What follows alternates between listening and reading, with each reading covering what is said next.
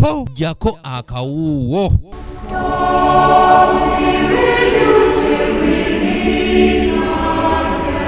Ekereziya Katolika koneggwanga okutwaliza wamu bakyagenda mu maaso n'okukungubagira abadde Ssaabasumba w'essaza ekkulu erya Kampala Dr. Cyprian Kizito Lwanga eyatuva ku maaso mu kiro ekyakeesa olw'omukaaga Ssabbiiti ewedde. He has met his Lord and to receive his reward, and we believe also that he has joined his predecessors, members of his family and friends. And especially that the Lord called him on the eve of Easter Sunday. Olunaku olwaleero ekibiina ky'ebyobufuzi ekya DP nakyo kiraze okunyolwa olw'eggwanga okuviibwako Ssaabasumba Lwanga. Olwaleero ffe nga Democratic Party twagala okugatta eddoboozi lyaffe amaloboozi ga bannayuganda bonna aboogedde n'ebitongole ebyogedde nga bikungubagira wamu ne bannayuganda olw'okuviibwako mukadde waffe Dr. Cyprian Kizito Lwanga. Eggwanga liri mu kukungubaga. Mu lukungaana lwa bannamawulire olutuuziddwa ku kitebe ky'ekibiina kino mu Kampala, banna-DP we basinzidde ne batendereza Ssaabasumba Lwanga kati omugenzi ng'atazzikawo nti era waakujjukirwa kyokka ne basaba ne bannaddiini abalala okutwala ekyokulabirako kya Ssaabasumba.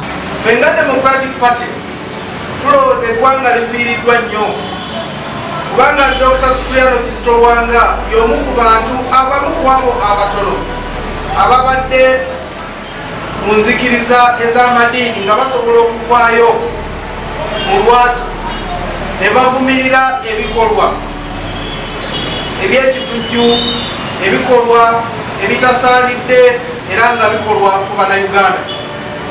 So eggwanga bwe lifiirwa omuntu ng'oyo mu butuufu ebeera loosi y'amaanyi nnyo. Banna-DP baneera basabye gavumenti okusiima Ssaabasumba mu ngeri ey'enjawulo ennyo. Ekyo tukkiriza nti kyekimu ku ezo engeri eggwanga lyaffe Uganda obanga bannayuganda tetusobola okusiimamu emirimu gya mukadde waffe Dr. Cyprian Kizito Lwanga. Nabwe kityo tugamba gavumenti nti tufuneyo ekkubo tuliggulemu mukadde waffe oyo Dr.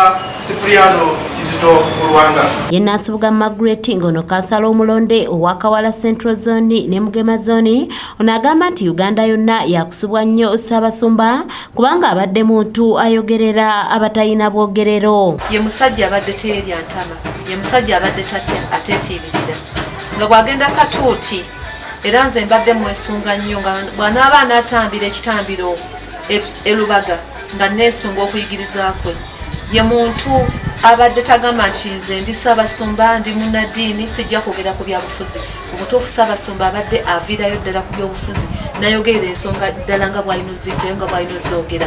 Ye muntu abadde agamba ku gavumenti. Bano era bavumiridde n'ekyemisolo emijja egisuubirwa okuleetebwa gye bagamba nti gisaana gisooke ginnyonnyolwe ko n'okwekkaanyizibwa bannayuganda balema okukolerera emisolo gyokka.